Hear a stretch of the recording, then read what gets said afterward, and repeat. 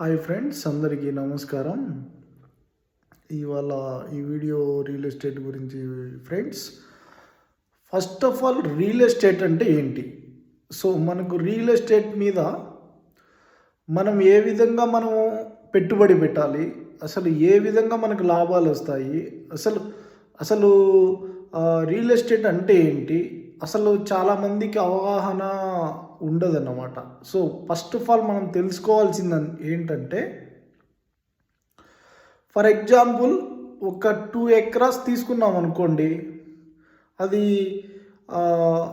Urban ఏరియానా rural ఏరియానా అనేది పక్కన పెడితే, సో మనము ఒక ల్యాండ్ తీసుకున్నాము అంటే దానికి అమౌంట్ ఎలా, ఫస్ట్ ఆఫ్ ఆల్ అమౌంట్ ఎలా,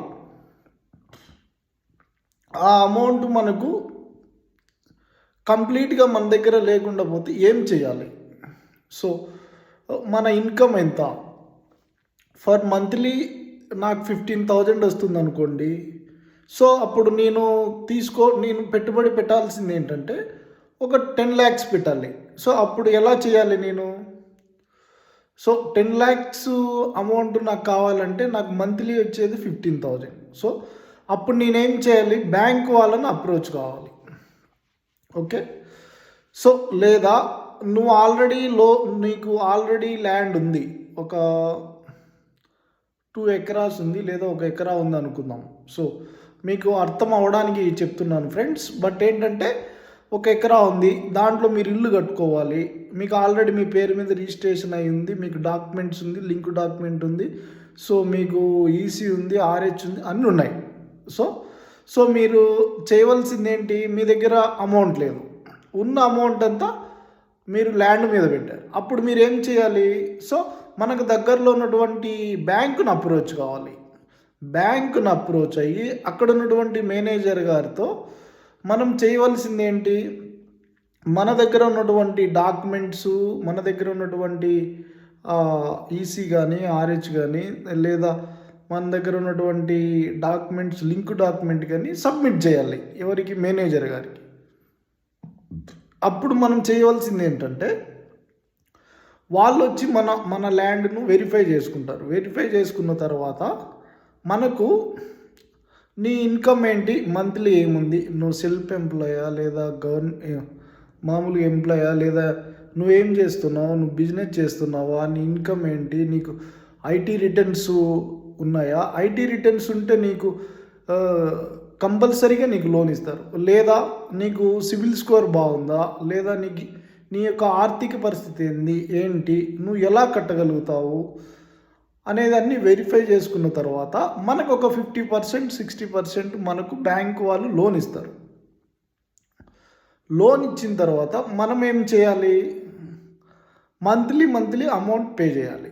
సో ఎంత అది మనము అనేది మన యొక్క బ్యాంకు వాడు ఇచ్చినటువంటి అమౌంట్కు మనం తిరిగి వాళ్ళకు మంత్లీ అమౌంట్ చెల్లించాలి. సో అప్పుడు మన కన్స్ట్రక్షన్ అనేది కంప్లీట్ అవుతుంది, మనం ఇల్లు కట్టుకోవచ్చు, మనకి ఎటువంటి ప్రెజర్ ఉండదు. సో మనము చేసిన ఇన్వెస్ట్మెంట్కు ప్లస్ మనకు మళ్ళీ బ్యాంక్ వాళ్ళు లోన్ ఇస్తున్నారు చూడండి, అది తక్కువ వడ్డీ. ఎందుకు? మనకు చాలా బెనిఫిట్స్ ఉన్నాయన్నమాట. ఇప్పుడు ప్రతి ఒక్క బ్యాంకు ఉన్నటువంటి బ్యాంకులు, గ్రామీణ బ్యాంక్ కానించి, ఎస్బీఐ కానించి, ఇండియన్ బ్యాంక్, ప్రతి ఒక్క బ్యాంక్ మనకు లోన్ ఇస్తుంది. సో ఈ వీడియో మీకు ఎందుకు చేస్తున్నానంటే చాలామందికి తెలియదు. సో ప్రతి ఒక్కరు తెలుసుకొని దీనిని ఫాలో అయ్యారంటే మీకు ఇంకా చాలా ఈజీగా ఉంటుంది అన్నమాట.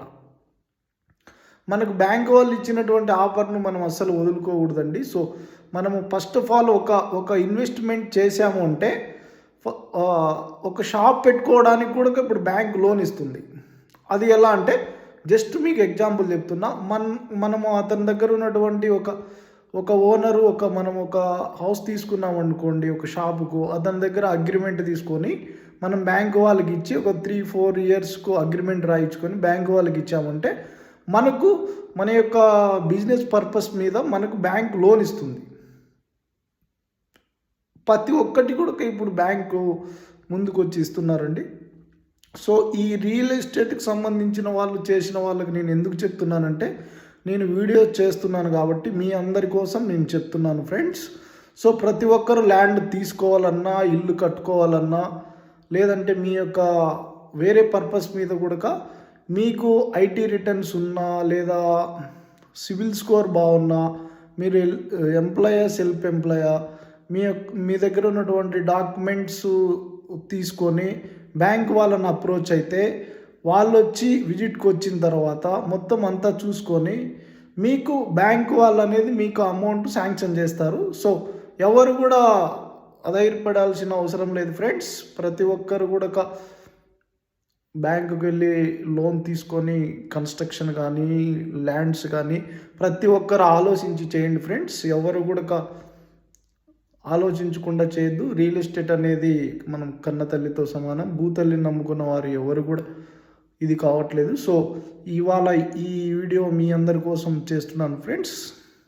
Thank you.